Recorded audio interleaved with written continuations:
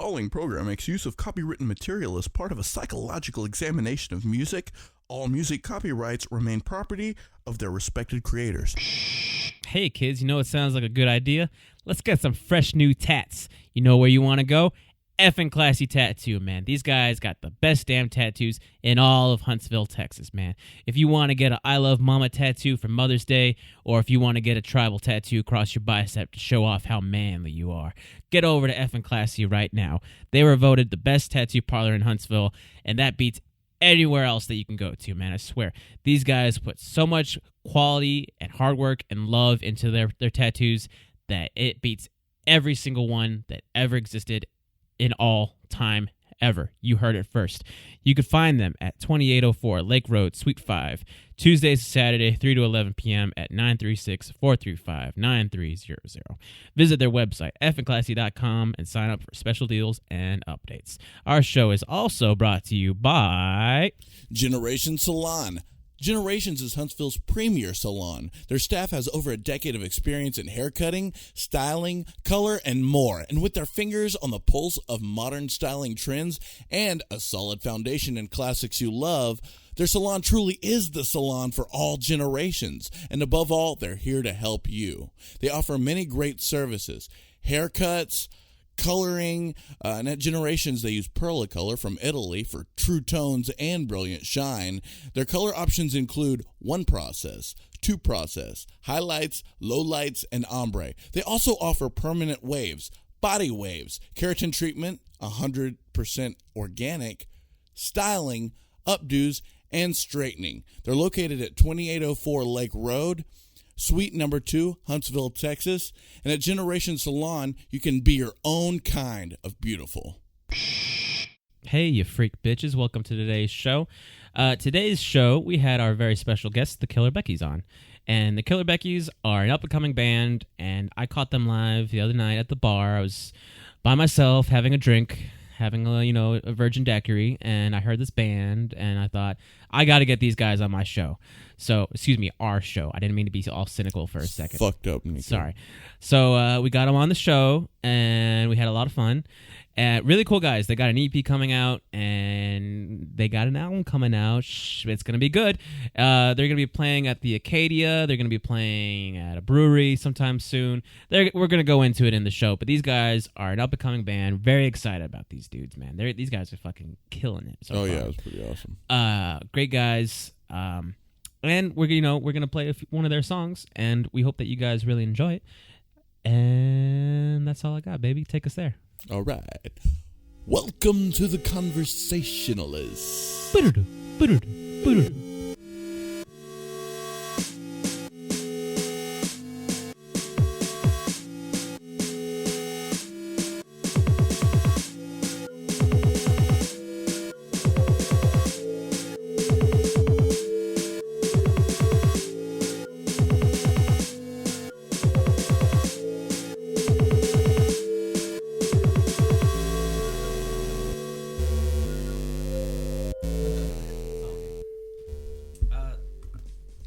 So we'll try and keep it as chill as possible with you guys today. First off, I want to say right off the bat, thank you guys for joining us. Everybody's mics are all good. You guys want to talk in? Just make sure we got the levels good. Hey, hello. Yeah, how's that looking? All good? Everything good? Are theirs on? Yeah, it should be. Everybody's hot. All right. Testes 1, 2, 3. All right. Cool. Split time. Thank you guys very much for joining. For the listeners, I know this is corny as hell, and I don't want to turn this into an interview because I heard you guys do a radio interview before. Yeah. But for our listeners, say your name, what instrument you play, and your favorite sexual position, if you could. Just to throw it in there, man. Just to make it silly. All right. Talking to the mic, too. Yeah. Oh, yeah. I'm Aaron. I play bass and doggy style. Right for on. Sure, yeah. The underdog. It's always nice if you don't look at her face. Yeah, exactly. Could be a dude, you never know. You got something to grab onto, I'm Eric. I'm the drummer, and I would definitely have to say holding her up against the wall. Nice. Oh, man. That's I think a good one right there. I think I felt a twitch. I'm I'm Kirby. I do the guitar and vocals, and Doggy Style and I don't know, the hoisting in the air is always a good mix-up. See how he thought about that for a second? It was like, how much fucked up shit have I done? Well, then you got me thinking. It's like, oh. I need to get back in shape, man. Right? hit the you know. You got to watch out for fans. Yeah. Yeah. Definitely. Right. So I caught you guys the other day at 12th Street Bar and really enjoyed you guys' set. Yeah. You guys got like an alternative vibe, but you still got kind of a groove to your sound. What sort of stuff did you guys, grew up listening to? Like, what are you guys' influences? Oh, Zeppelin. Just Zeppelin? That's the only thing you ever listened to? Zeppelin, and then I was really heavily influenced by Nirvana in the beginning of my bass playing. Yeah. And then I moved into playing drums, and the Dave Grohl kind of rolled in on me, mixing in with the... Oh, yeah. That guy was such a beast behind the drums. It's hard to think, like, he turned into, like, this, like, super friendly, like, rock star with, like, the Foo Fighters. Because anytime you ever see him behind a drum set, he's got the wild, crazy hair. He's always, going full animal mode. And then he turns in family-friendly Dave Grohl, like, learn to fly, very head-boppy kind of music. I don't know. What was that one Mentos commercial almost kind of music video they had? Damn. I was the early Foo Fighters. I don't remember exactly what they were doing then. But I just know they were always silly. Like the Everlong video where like he was just bitch slapping everybody. And then when they learn to fly, they cross-dress on the airplane. Oh, yeah. That was a good one. Definitely silly dudes. Well, what was that one song that I really dug a lot, man? I would always learn to play it on guitar. I think you learned how to play Best of You a lot. No. It wasn't Best of You. It was like the... That's Everlong. Everlong. Yeah. That music video was awesome. That's literally what I was just talking about 2 seconds ago. What are you talking about? With the bitch slapping. I should pay attention. You should. Man, I grew up, with the '90s alternative, like Stone Temple Pilots, Alice in Chains, but also blues, Stevie Ray Vaughan, Jimi Hendrix, kind of like rock kind of style. Okay, now those two names, Jimi Hendrix and Stevie Ray Vaughan, they both. I mean, Stevie did Little Wing by Jimi Hendrix. Which side did you fall on? Well, you can't beat the original creator. Okay, I mean, everything sounds great. I mean, Stevie Ray Vaughan, fantastic, but I mean, the creator is always going to be the man. Okay. I do feel the Stevie lyrics. And there's lyrics. The Stevie one, I do feel a little bit more though. It's got Voodoo Child. I like. Ooh, Voodoo Child. I like Stevie. No, I like Hendrix, but Little Wing, I like Stevie Ray Vaughan. Yeah. Okay. That makes sense. Do you guys remember that movie Airheads by any chance? Airheads, is that with Brendan Fraser? And they hold up the radio station. Yeah. Oh They ask the question, which side were you on whenever they do the Van Halen split? Were you Van Halen or Sammy Hagar? And then one of them was like, Sammy Hagar is like, this guy's a cop, like. We found you. Yeah. Your influences. Smashing Pumpkins. Of course, Nirvana. I've liked them. That's a staple in my life, I guess. And rock and roll would be the James Gang. I've always loved Joe Walsh. He's had that. Oh yeah, I've heard real creative. Yeah. I mean, yeah. Do you feel like there was a particular artist that influenced, since you're singing and you write lyrics? Was there a certain artist that like influenced you to like get into writing and like writing about certain things?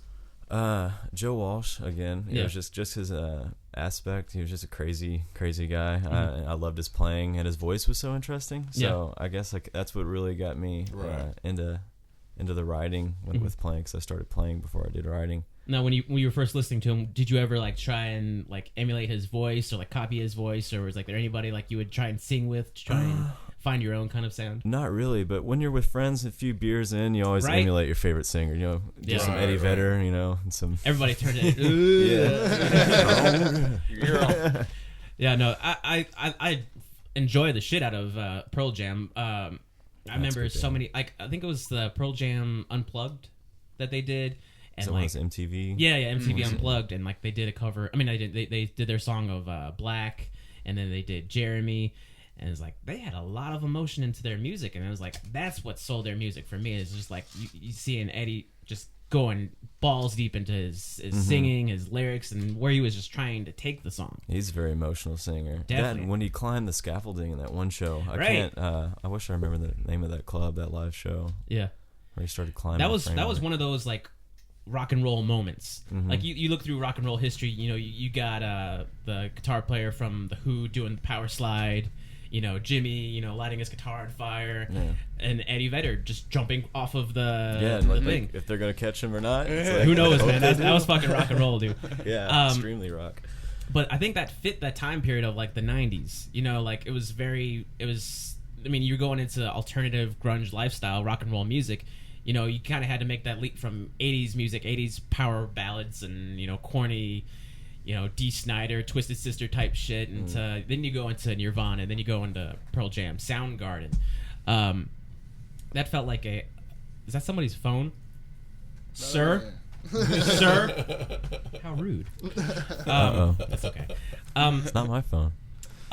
Was there something about like the 90s music style or music era that you drew to a lot more? I mean, because obviously we're well into 2000s. But you still see kind of people like living in the 80s and living in the 90s.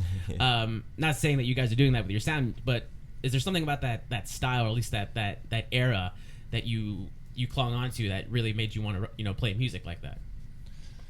I would say the backbone, the rhythm section, just the driving. That's something that I definitely caught whenever I saw you guys. Like we were listening to you before you showed up. And definitely, you just kept like the groove going, and it was very consistent. Thanks. And that's something I feel a lot, and I noticed that a lot with like your drum playing. You're very just keeping it, just keeping it going in the pocket. Yeah, definitely in the pocket. I like to think that era of music was very, it was very essential to us because like. I mean, you can look at that time period where it was like what was going on in politics, what was going on with the media, and everything in life in general in the 90s. Like, that music was like the soundtrack for an era. And I feel like almost you could take every era of music, like the 70s when Zeppelin and all those classic rock bands were good, and then you skip, 80s were okay, we don't have to talk about it that much. But then we go into the 90s, and then it was like we're in war with Iraq, and then all this bullshit's going on, and that was like kind of fueling what was going on in the world. Yeah. So I think it's cool that you guys are like at least capturing that with your music, not necessarily trying to capture that with the voice or whatever, but you're just keeping that momentum, keeping that energy in your music. I really appreciate that. You guys played at 12th Street, but how long have you guys been a band? That's what I'm curious about. About what?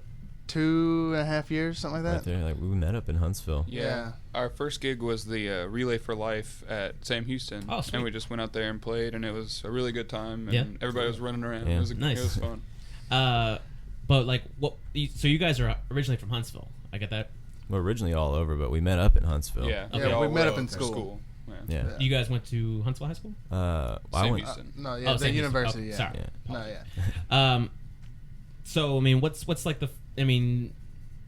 how's that start? Do you just like, hey, I play guitar, hey, I play bass, hey, I play drums, you want to be best friends? The start kind of just Kind of, how it all yeah. came together. It's like of course we were all hanging out with each other. We just kind of clicked, as friends. And then when you're hanging out at somebody's house and you see a big old amp over there, you're like, hey, what do you play? Right. Oh, I'll play guitar. Oh, really? Well, I'll play bass. Oh, hey, cool. And then you just kind of start talking. We should get together sometime. Yeah, exactly. Well, and it helped that Aaron and I were roommates. So there's that. Yeah. That was definitely a connection there. So, you guys figured out you guys all play an instrument. Like, where'd you guys go for your first jam? Like, was it somebody's house or? It was at it was at the A1 house. I don't know if it's still up. Is it? Yeah, it's still up there. Corner. They're renovating it right now. House, Yeah, right next to the liquor store. Yeah. Okay. Yeah, we used to go over there and we just jam out covers. Yeah. Constantly, and then every now and then we'd be like, "Dude, let's do our own thing." And then it was just. It was a whole bunch of people that would come over. Right. And then, we would kind of take it back to the house, Aaron and I, and we would just kind of fill it around, and then Eric would come by, and then before we knew it, the band was kind of solidified. Right. Yeah. Did you ever have any noise complaints over there? We had plenty of complaints, but noise complaints. The one we were at my apartment practicing right before a gig. Oh, yeah. And flashlight there was a flashlight because I was on the third floor and we were in an apartment. Right. And there was a flashlight going across the windows, and we're like, what the fuck is that? And so we looked out there, and there's a cop, and he's like, I didn't know he's a cop when he first did it because he lives there, and he's dressed in like sweats, and goes, hey, you guys need to be quiet. I'm a cop. I'll call my buddies over here or whatever. And we're like, okay, we'll turn it down a little bit. Right. We played for like another half hour, and he, goof, goof, goof, goof. You guys really need to stop. Okay, we're done. Right. No, I think we used to be in a band together, and we played.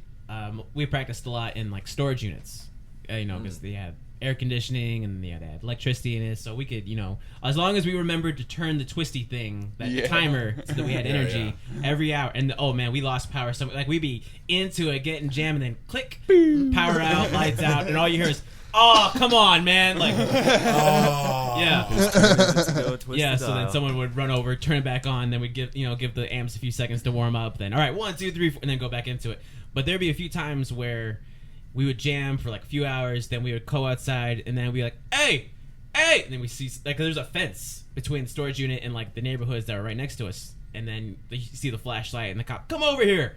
And so we'd be on one side of the fence, and they'd be on the other side of the fence, and they'd be like, "We're getting some noise complaints.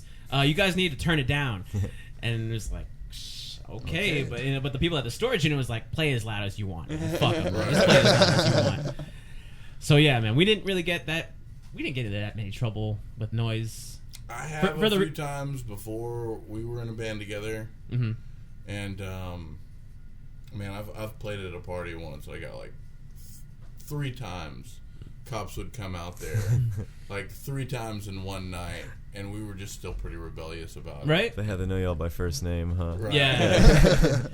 I don't know, man. That's when like the rock and roll part of you just is like, every time it's like, fuck it, man, just keep the music going, man. Like, part of you doesn't even care. But when you find yourself in the backseat of a cop car, it's like, okay, maybe I should just turn it down to 8 or 7 instead of 11. Okay, so you guys are jamming out for a while, and you're getting a feel for it. You said you were like mostly like doing some covers while you were in the start of it. Like, what were like the first songs that you wrote, like original songs that you wrote together? Like, how did that process? Like, was it just like you started with a riff and then you were filling it out and then it was building from riffs, there? Right? Yeah. We'd go in there with an idea. That was one thing that was kind of cool with us. We never really put bounds on what we were going to do in a room. Right. Like, one person come in with an idea, and then we would just bash it out, and then just see where it would go. Right. No, I like that idea a lot. I mean, it's one thing where you come up with like a set idea in your head. It was like, I got this cool idea. Let's try it out. Let's see where it can go. But if you kind of like limit yourself, was like, oh no, this is how I saw it to turn out. So let's keep it in, like, like say in the pocket. Like, let's keep it in this realm. You're really just like hurting yourself while you do that, because you're not allowing yourself to be open and to be free. But if you just take an idea and it could turn into something completely different. Like, I know I've started writing songs, and they start off as like a rough idea, and then like my guitarist, he'd get a hold of it, and then it would turn into like the complete opposite of what I was even thinking or feeling. And it's still like, great. Yeah, it turned out to be amazing. It was like, where's the thing that I had in there? Like, you don't even recognize it anymore. But it turns out to be an amazing song. Do you think, like, do you have to like separate yourself from like your emotions and like all of your thoughts, like when like, so, like, for what's more important for the song first, or do you like just try and leave it like free and open, like, more emotion? You know what I'm trying to say? Like, just let it be free, Ooh, that's tough. You really have to have a balance between both. I mean, you want the structure to be there because it has to flow right, but you still don't want to limit yourself, like you say. You want to let yourself be open. Like, oh well, like one of our songs, we completely changed the tempo at the very end of it, right? And that just was organic, and that's you have to allow that kind of thing to happen and not completely throw it away. Whenever that you see something like that, that's kind of where we go with that, I guess. Totally. Question for the drummer: are you like hardcore with like saying strict to tempos, or do you like to be open and free and like take it all over the place, or like where do you like it? Where do you like to keep it? As far as the drums go. It really depends. We have a couple songs where it speeds up and kind of slows down and is in the middle, but for the most part, we keep it pretty rock and roll, freight train, straight ahead. When we were doing the first batch of recordings for our EP here, he was pretty much laying over dubs from each track, and we didn't have a click track. Right. He said we were like hundredths of a fraction of a second off between our tempos. And so once we get something laid down, we all know exactly where it's at. Right on. Right. No, I was, whenever I was first playing drums, it was like fuck a tempo, fuck a click track. Man. Like, I'm just gonna go. Like you can't contain the animal, man. But I was very young at those days, you know, so I didn't know any better. You know, I was just all about going crazy and having fun. But then we went to the studio for the first time, and I hear that boop, boop, boop, boop, boop. I was like, what the fuck is this noise? Like, this is gonna fuck me up. Yeah. And it did mess me up. Like our first time in the studio, like recording our song, I was like, I'm about to fuck everything up for this. Like, oh my god. But, I should have went to the crashes on the beep, not the boop. Yeah. What is this thing? Fuck me up, man. Yeah. But you know, that's one of the. I think as a musician, you start off very immature, not knowing. I mean, did you get like drumming lessons, or did you? No, I grew up playing music. I took piano lessons when I was 4, and then played in orchestra on the cello from 5th grade until I graduated high school. Nice. And then I picked up bass in high school. My brother was a drummer. All of my stuff is my brother's stuff. Right. And it was all hand-me-downed. And when I was little, he would play, and he would look at me and say, "Hey, don't touch my drum set." And what would I do? I'd go in there and copy exactly what he was doing. Yeah. And so I played, and I didn't even realize I was like practicing. And then I was away from it for a long time doing other music. Yeah. And then I came back to it with these guys. Right. And have you been playing bass for a long time, or? Not really. I mean, I'll say not really. I really played more guitar, and my dad's a bass player, you know, so he showed me a few things. Right. And then I used some of the fundamentals from guitar with that, and just that's kind of what you hear a lot whenever like bass players and guitar players. Like once you kind of figure out one, you could sort of figure out the other. But there's still definitely a lot of skill that you obtain from fundamentals you get from playing bass and playing guitar. The very first instrument I ever played was a bass guitar. And right? I think the finger work is just like a whole different ball. That's the hardest part. Yeah. I mean, then you get into like slapping in and like kind of turning into percussion as well. Yeah, like it turns into like 4 instruments other than you're expecting it to. But no, that playing bass is what really taught me rhythm. You know, like keeping it going and keeping it in a groove. But then as soon as I put that instrument down and I switched over to drums, that just gave me. I mean, I don't understand why people say like drums are a real hard instrument. I get it why they say it's a hard instrument to play, because it might seem intimidating because you got all these things you have to do at once. But I think if you can do the finger drums, you do the belly drum, like if you do any of those, you could play the drums. Oh yeah, and it takes a little bit of coordination too. Yeah, of course. Guitar, like how long have you been playing the guitar? I've been playing for a pretty long time. Started when I was real young with a little guitar that I found at my grandparents, and then like an acoustic. Yeah, like a couple strings on it. Batted around on that thing. Wasn't the best acoustic, but that was the first one that got me hooked. And then I think like right around the beginning of junior high, my parents got me a guitar. Awesome. And then never stopped. What kind of electric do you play on? Fender. Well, I play on a couple. Tell them about it. My favorite one is I have an All-American Stratocaster. I really love that guitar. It has some. When you spend so much money on a guitar, it's hard not to love it. It's like a child. Yeah. Because someone was asking Aaron the other day about that. I was like, I mean, how are y'all doing all this? It's like, we don't have any kids. So, I mean. This is our baby. So. That's a plus right there. So this music is definitely our children.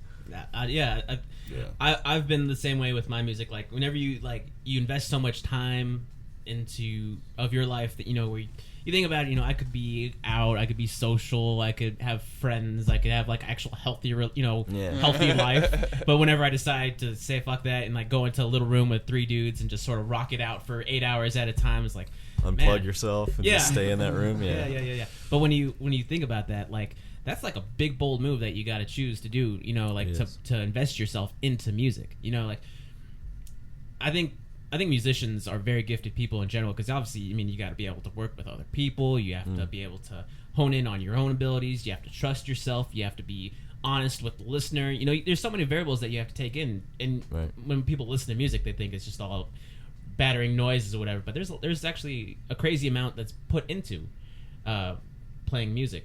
I think it's other than it being art, it's a psychological and it's a mental moment of awareness where you can look at yourself and it's like, this is who I really am. You know what I mean? Whenever you release music from yourself, it's like you're figuring stuff about yourself maybe you didn't even know. It is true. Yeah.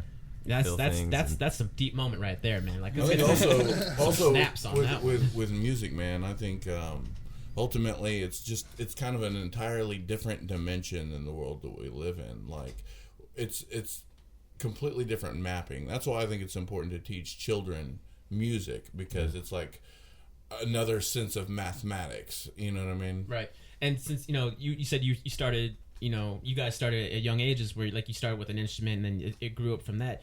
Do you feel like since you started a little bit younger, that helped you, progress? They say get them while they're young, and I'm sure they mean that for a reason. Oh, that's true. Definitely. Starting young helped a lot. I've heard people say that if you can find your kid in the kitchen, like drumming on like pans and pots, they're gonna grow up to be a musician. Do you guys think that there's like something special, like something that switches on in your head whenever you're playing music that's different than like your normal lives? Like you have to kind of go into like an alternate version of yourself. I would say it really more switches everything else off. Yeah.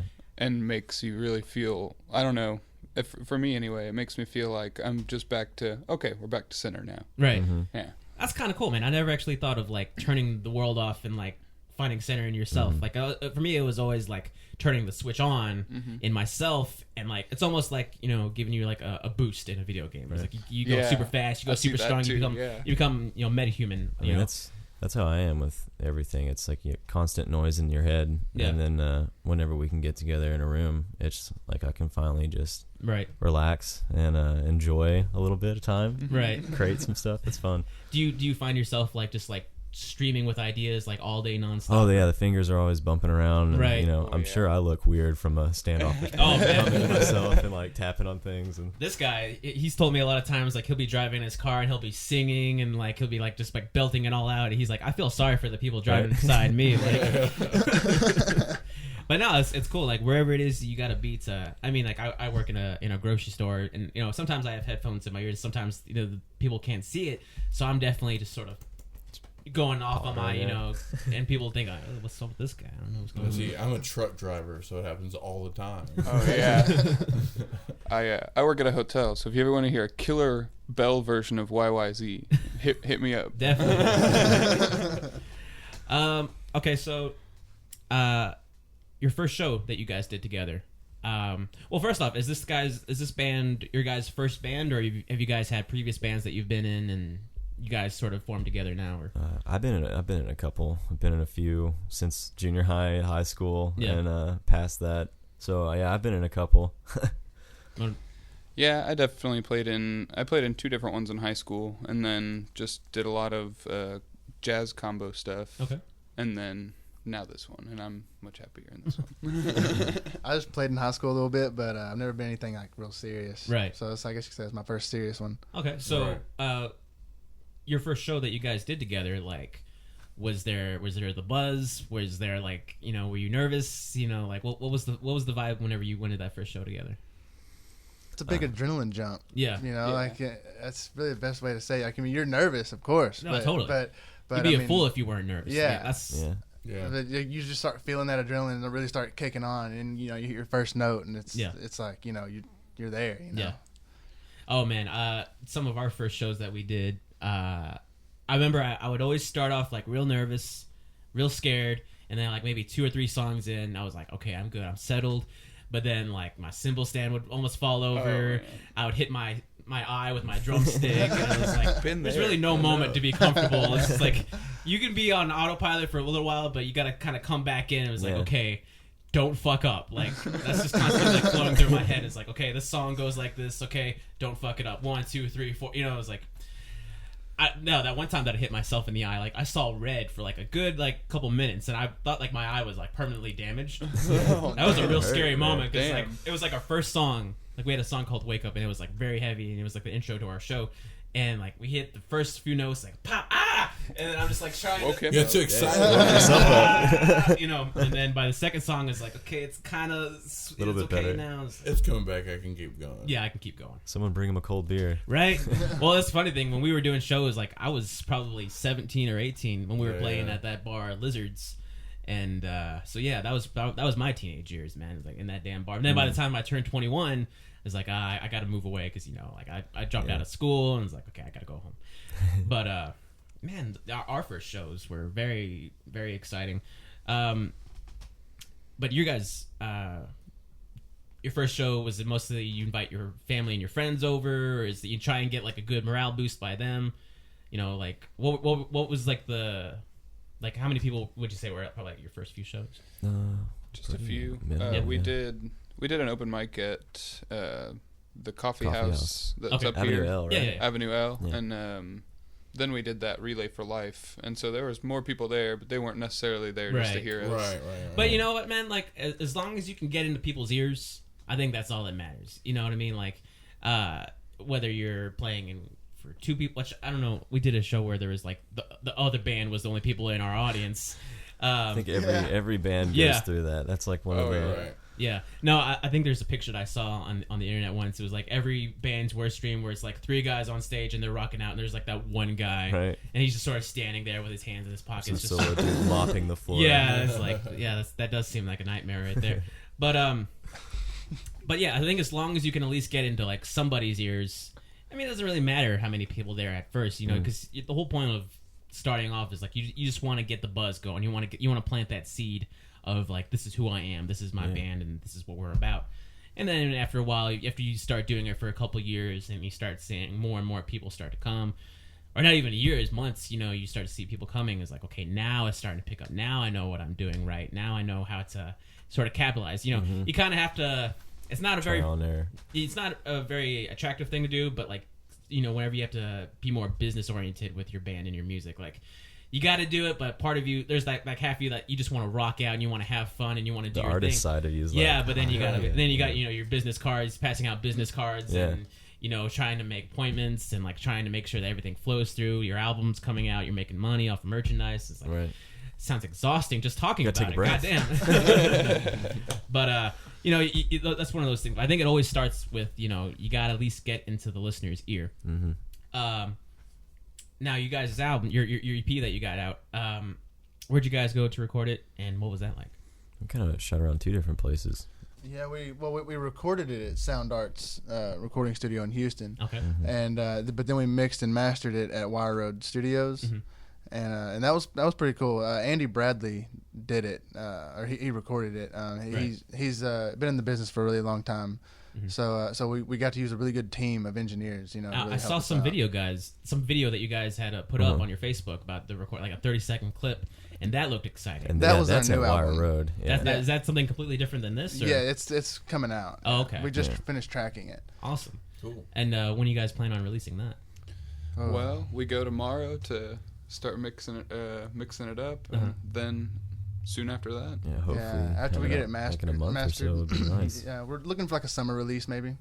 Okay, if I could just stop you guys, like, is there like a part of you that just gets like real buzzed and excited whenever you say, yeah, we're going to go to the studio, we're going to do some mixing. Oh, yeah. We're planning for a September release, and then, we're going to start just small, small feels tour really cool. Like thinking about it's like, man, we were starting to pick up, some speed. Like right after, this, we're heading to a show in Houston, right, which is going to be fun. Right. So, I mean, it's excitement, Yeah. It's exciting when you're busy doing the thing that you love. Yes. Yeah.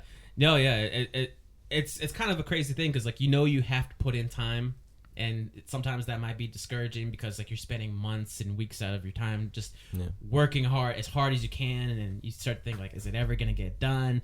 But then once you get past that hurdle, and then you go off to the races, and then bam, you're doing show after show, you're doing interview, you're doing an album release part, like you're doing all these things. Like, it's a crazy concept of time. Because it starts for a real long. It feels like it's slow at first, but then as soon as it goes, because you're just bringing us back to the coffee house and the relay, and thinking about it's like, wow, yeah. Do you catch yourself like kind of being humble in those moments where it's like you think about like your early days? Oh like, yeah, where still you were? think it's like I mean, what we get back from the music's, I mean, that's what's really special to me personally. Having someone come up and go, man, that was awesome. That kind of moved me, or that was just made my head bang, or I really like that song. I mean, anything like that, and just meeting the people along the way, like y'all. Yeah. I mean, otherwise, I don't know. I wouldn't have met really too many people if I didn't have music. I'd probably be sheltered up in my room. Yeah. Is that like the kind of person that you were before you got really definitely? big? Oh, I'm definitely an introvert. I mean, the only thing that's extrovert about me is music. So. Right. And I think that was what I was saying before. Like whenever you turn the switch, you know, like me. I mean, if we were to get to talk and get to know each other, you find out, you know, we're very chill people. We, you know, we're very relaxed, and you know, but we know how to party hard. I guess that's very corny. But anyways, right. But it comes to music, and it comes to us playing music. It's like you don't even recognize. You know, it's like you put on, you do the, and then bam, you're somebody else. Mm-hmm. But I think that says something about the individual, and I don't want to like dig deep into your head or anything like that, and go into some weird dark place. But was there something about music that it made you feel like you were able to release something that maybe you weren't able to release? You know what I'm saying? Like you were able to be somebody different. Yeah. Well, without going too deep into it, I think music's always been my common ground, and that was the one spot that I could, you know, be with other people. So going in the room with those guys, it's more not like a new persona that I'm putting on. It's like taking the bag off my face. So it's like you can be yourself. Yeah. Which is nice. Oh yeah. I mean, having that sort of freedom, it's very like elevating. You know, it's kind of like being around just people that you know you can trust. Yeah, you know, not worry, just cut back, relax. Yeah, totally. No, like I used to. I think when I was younger, I always put a shell over myself and like you know, not let too many. God bless you, sir. Let too many people in, just because, you know, like I moved around a lot, and it was sort of like, what's the point? You know, like that's sort of like who I was. But then as soon as like music became a big thing in my life, it was like you learn that that's something that you can find in somebody else. You know, like you listen to music that other people enjoy. Like you saying that you like Led Zeppelin. Shit, I love John Bonham. Yeah, right. Like goddamn, he's one of my favorite all-time drummers. Dude can hit. You know what I'm saying? Like could hit. Boom, boom, boom. Man, I used to see so many damn videos of that guy like playing and like screaming. Like it was like, does he have like some sort of like Tourette's or something like that? Like what's up with this guy? But you find out like, dude was just so intense. You find out he was a big time alcoholic. I don't know if that has anything to do with maybe it. Maybe a little bit. Maybe, I don't know. Snidgen.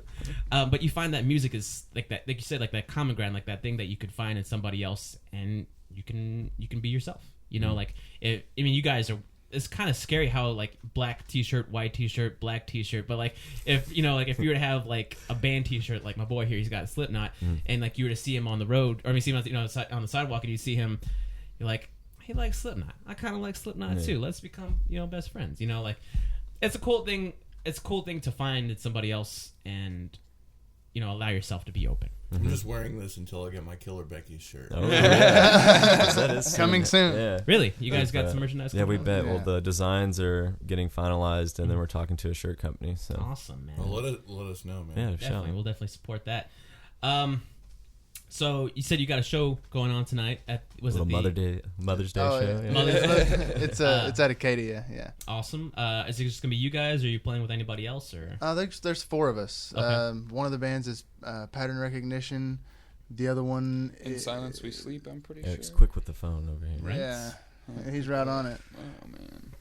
In Silence We Sleep sounds kind of like a deathcore metal band. Like you're gonna hear like a lot of right. Yeah. It's gonna be at Acadia Bar and Grill. Is where it's going to be. So I've never been. Is that like a big venue or a small venue? Or it's pretty decent. I mean, you can pack out, I think, more than 300 in that little place. I mean, it's pretty a nice big. Little place. I saw you guys. I saw you guys play at House of Blues. Yeah, how was that? That was fun. That was of course.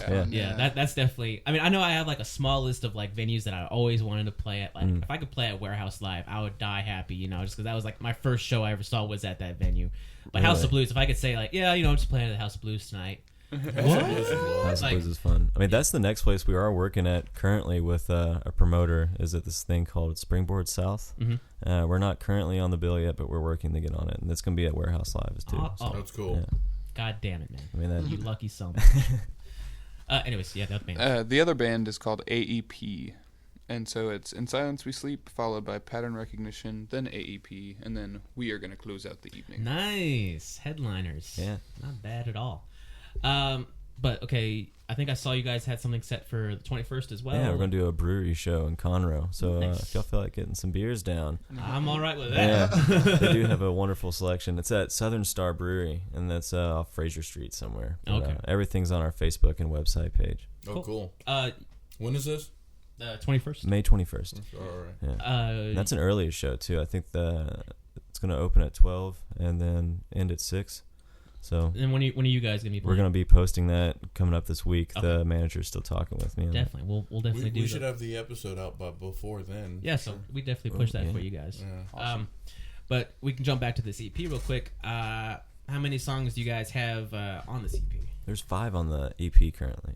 5, okay. And I believe we listened to Send You Smiles and a little bit of Radio Song before you guys showed up. Really dig the sound. Are you guys going to try and... I don't want to give too much away with what you said you guys are working on. When I saw you guys live, you did like some instrumentals, which I really dug. I really dug you guys' instrumentals. It was really deep. Are you guys going to try... Are you guys recording any of those, or are you going to try and keep to like your core songs, or... Yeah, we can go and say it. Yeah, on the EP, on the CD, there's going to be 2 instrumentals kind of segueing with some of the songs on there. And I was driving around, so I have some white noise that we're going to try and put in there, and some other things with the CD. So that's exciting. Yeah, Andy is very happy right now. Yeah. He's super excited. So no, that's cool, man. Can't wait to hear it. Yeah, we have a lot more mics when we record. We got hall mics. Ceiling mics, yes. Are you guys gonna try and create like organic sounds, like stomping or clapping or like anything like that? We haven't stopped anything because, like we said, we're getting ready to go right into the next mixing session. And God damn it, sir! Thank you. I apologize for swearing at you. I'm offended. Gonna go in a corner and cry. I can't remember what we were talking about. Like organic sounds. Oh yeah, we are. Heading into the studio, we're going to bring another amp, and then we're going to kind of think about if we're going to do some clapping on some of the songs, and then I know we have a lot of back vocals we're still going to be putting in. Awesome. So some harmonies. Do you have anybody else coming in to like help like do backup vocals or? Now you're looking at the group right here. Awesome. Yep. I noticed that you do a little bit of singing as well. I saw a microphone next to you. Yeah, I do some oohs and ahs sometimes. Nothing wrong with some oohs and ahs, especially in 90s alternative. Right. So do you guys do you sing as well, or not really? I will on the album, but usually I'm jamming way too hard to think about a microphone. So no, I saw that whenever you were jamming out, like you were just sort of like stuck in like that rocker pose, and you're just like going back and forth. And someone came up to me, was like, I don't think I've ever seen somebody rock out that hard, like doing like 3 notes. I was like, God, you're right, man. They just get into it. Hey, man, you gotta make those 3 count, right? But also a funny thing that I noticed about your shows is Home Dude was rocking sunglasses for majority of the show, and then I saw while you had some sunglasses. You weren't rocking the sunglasses as much. No, I do some interesting things. I like to think that you forgot your pair, and these guys were just doing their Well, it's not as bad as the one where they got me to wear a dress. Okay, tell us all about that, please. We were in Houston playing at Fitzgerald's, and we showed up to the venue, and it was a lot of deathcore band, like heavy band, and really heavy gauged, bands. chained out, black. Like, all right, and we were kind of looking at each other, and we're like, well, let's go have fun with this. And they saw a sand dollar on the way in, so we wandered on in there, and before I knew it, I had a dress on me. It was like this Barney Rubble crossed with Hawaiian hula dancer pattern. And it was looking at a picture. Nice. They ripped it up for me because it didn't really exactly fit. That's awesome. At one point when I got back to the show, I had to use the restroom, and it felt like the scene out of Rockstar, because I'm over there, pissing, and the guy comes in. He's like, "Oh, I'm sorry," and I went, "No, wait." I was like, "I'm not a woman." Right. Yeah. Awesome. But was that a good show, despite you having kind of like a different audience to play with? Oh yeah, that was fun. Yeah. That was a battle of the bands, wasn't it? Yeah, it was a battle of the bands, too. We won that one, too. No one wanted to talk to us before, but everyone talked to us afterwards. Right? Everyone's what's that Mike Jones song? Back then, they didn't want me. Now I'm hot. They all on me. Something like that. Know, Mike Jones. Like, this is long-haired dude in a dress. I'm not going to talk to him. But that changed. In the picture, it looked a lot like Kurt Cobain. Oh, yeah? Yeah, he was saying that. I don't know if that's going to just make your head go, pah, but like, no. He kind of looks like Kurt Cobain. Yeah, I've heard that. Have you got that one? Mm-hmm. You kind of have like the singer voice, like the low, kind of like who does he sound like? He sounds kind of like Candlebox almost, or maybe I don't know if this is offensive at this point, but like the Puddle of Mud dude. Have you heard about what's going on with that dude? West. I've seen him still doing like tours by himself, or is he doing Puddle of Mud still? Well, he's trying to do Puddle of Mud, okay, but the guy is just like clocking too many beers or something. I've heard he's a bit of an alcoholic. Yeah. Yeah, we don't got to go talking shit about that guy because he looks kind of dangerous. But and he probably listens to this podcast, right? Yeah. And he threw. I heard he threw his CD at Scott Weiland when he was trying to get. Scott Weiland gets into a lot of like disputes with people. I don't know what it is. Like always, Scott Weiland, there's something going on between. He's dead, right? Right. But I mean, no more disputes now. Yeah. But I mean, like in the news, there was always something going on with like someone having an issue with Scott Weiland or some sort of fist fight. Right. But I mean, that one was almost. I mean, poor guy. Scott was apparently just sitting there, and he just catches an EP to the face from what's his name from Puddle of Mud. But yeah, I do. You'd always hear that he's into some kind of craziness, or was into some kind of craziness. Right. Did you ever have like any like individual like musician? Like you said Led Zeppelin. I imagine you're John Bonham. But was there ever like any like individual musician that like was a big time influence on you, like a certain guitarist or like somebody who had like a major role in like why you wanted to be a rock star? The bassist from Nirvana, he has those freakish gorilla long arms. Chris Novoselic. And so his bass is like at his knees. Yeah. And I always wanted to be able to do that, but my arms just aren't long enough. Right. No, that dude was like 6'10" or something. He was like a giant. Seriously. Politician, right? Yeah, now he's a politician. That's like a crazy, like you go from like the voice of an era with your 90s grunge rock and roll to now like... Isn't he also still playing with Flipper? Or? Yeah, he gets with Flipper every now and then. Yeah, he's got some small band. I think I saw him doing a show with like one of his kids or something like that. I don't know what he's doing, but I saw a lot of him obviously when Nirvana was inducted into the Hall of Fame, Rock and Roll Hall of Fame, which was really cool because they had a lot of female singers come in and do their songs. Like Joan Jett did "Smells Like Teen Spirit," and dude, Saint Vincent was the best. Oh, she was by great. Far. I never heard of her before, Me but either. then I saw her. She reminded me. You remember Rugrats? Yes. The doll that exactly Angelica had. Cynthia Looks just like Cynthia from the Rugrats. Like so hair is like fucking I have really no weird. idea what you guys are talking about. I'm interested at this point. Right? I'm right there where you are. Yeah, but no, Once you said Rugrats, I was sold. Yeah, but she's actually a very talented singer. She plays guitar very well. And what song did she did? Lithium. Yeah. Yeah, she sang Lithium with the guys. Did really well. And then Lord did All Apologies, which was really interesting. But when you think about like Lord is like a genuine weirdo, it kind of fits with like Nirvana being kind of like the, well, at least I mean Kurt Cobain kind of being like the outcast, very like. Is Lord a weirdo? I think she's kind of is a weirdo. I have not. Is this news to you? I've not paid attention to Lord. One song came out and I was immediately turned off by it. Royals. Yeah, and so I didn't give her a chance. Whenever you told me that they played Lord's Royal song on 94.5 The Buzz, I was like, what the fuck is going on? I think that's probably what killed it for me, I think. Probably. It's not that 94.5 played a song, it's just that they fucking, whenever a song comes out that they like, they play the fuck out of it and they ruin it. Play it. And that's what kills it for me. I think that's what kind of turned me away from the new Blue October song.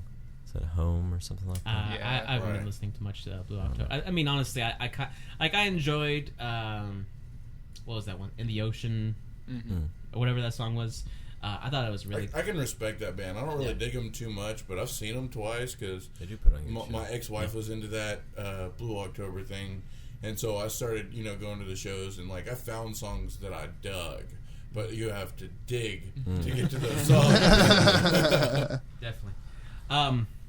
We kind of jumped off topic. Okay, so you said Chris Novoselic was a big influence on you. Speaking of Scott Weiland, like his stage presence, I'm a big fan of it. What'd you think of the Chester Bennington?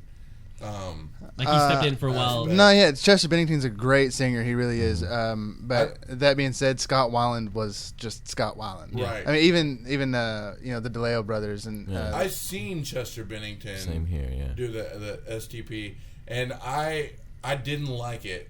I like STP, and individually I do like Chester Bennington. At least like certain albums that he was in. I think he's a great singer. but like he was kind of forced to go into a lower register. Yeah. And that is not his comfort zone. Yeah. But the way he moved around and shit, that was fucking cool. Yeah, but Scott Weiland, he kind of had like this rubber man thing where like he just sort of do still miss that. Yeah, he really felt the music. Videos on YouTube. Yeah, he had like the front man vibe to him. Like he was dangerous. Women found him to be incredibly sexy, you know, with the tattoos and, you know, all that stuff. I like that he had such diverse singing styles. He'll go from I said I want to get next to you. I think people gave him a lot of crud, but he went into Sour Girl. Right. You know, like, number 4. It's a great album. Absolutely. Yeah. But like it's one kind of music and then a completely different kind of music based on the affliction he wants to give off or the tone. I think that says something. I mean, I'll put in my David Bowie note right here. But with Scott Weiland, they did this little Andy Warhol cover. I don't know if you've heard that yet, talking about his vocal range. And it's crazy. I mean, that's cool. I would check it out. Definitely. Pretty cool. Do that. Influences on, like the one musician that made you want to, like, get into, like, rock and roll. Like, again, Joe Walsh, my man. Yeah. He's just so out there, crazy, just so unique. Really liked him. Really got me into it. Awesome. You make me want to get into him now. James how much Gang. you talked about. Can't go wrong, James Gang. Right on, man.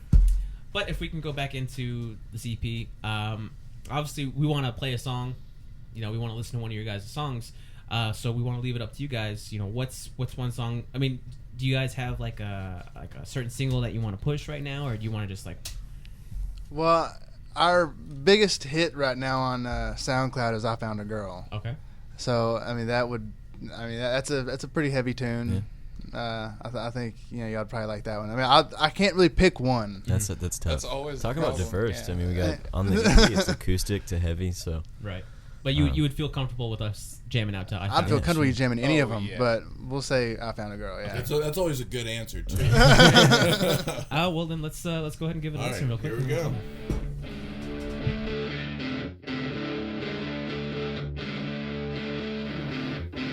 I found a girl. She showed me how to pull her in, to make her shout.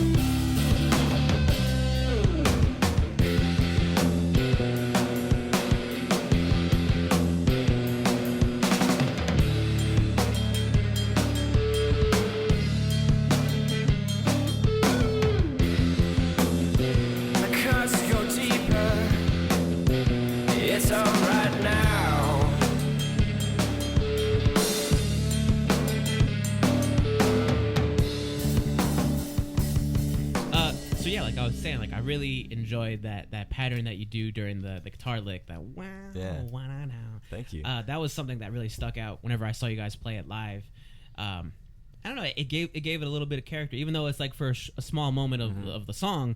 I feel like it kind of gives it like that edge to it. Yeah. When did you guys come up with the song? Like when did you start writing it? That was one of the core songs. Originals. Yeah, that's one of the very first ones. Awesome. Cool. And did you just start jamming it out and then you figured it out, or did it start with you presenting a riff? Or? Yeah, I had a little bit of an idea and I had some lyrics behind it, and then went into that with the workshop with the guys, and then came out with the complete product. So yeah. Awesome, man. Yeah. The whole vibe that you guys are bringing off, definitely, like I said before, it's remnant of like the old, like the 90s vibe, but if anything, it gives off of like that just jamming, just flowing with it kind of vibe. Those bass licks that you're doing in there, like like that kind of give it some character as well, man. Like I was really digging on the bass. Right. And I'm not gonna exclude you, man. You were definitely you had your thing going on the drums as well. No, overall, man, like that song sounds fucking good, man. If you guys release that as a single, man, I think it would work really well for you guys. Thanks. Yeah. But we're gonna go ahead and wrap it up for a little bit. Where can when your listeners find you? What do you got coming up? Like, you know, where can the audience like reach out to you and stuff like that? Like, I mean, you got your Facebook page. Yeah, we have our Facebook, it's the Killer Beckys, and then we also have killerbeckys.com. Mm-hmm. Real simple, easy to remember, and you can find everything there. Our SoundCloud, Twitter, Facebook, YouTube channel. Reverb Nation. Reverb Nation, I'm going to put a link on there for that too. Yeah, we just got a Reverb Nation up. It's still kind of crude. You get a whole bunch of information to put on that thing. Right. But our songs are on there and everything too. So, and also we're on every major outlet, Xbox Music, iTunes, iHeartRadio, Spotify, all those major outlets. We're on those too. So Shazam, yeah. Awesome. Shazam. Oh, nice. So wait, don't you? Okay, with Spotify, I'm sorry to go on a tangent, but Spotify, you make like 0.2 cents for every listen or something like that.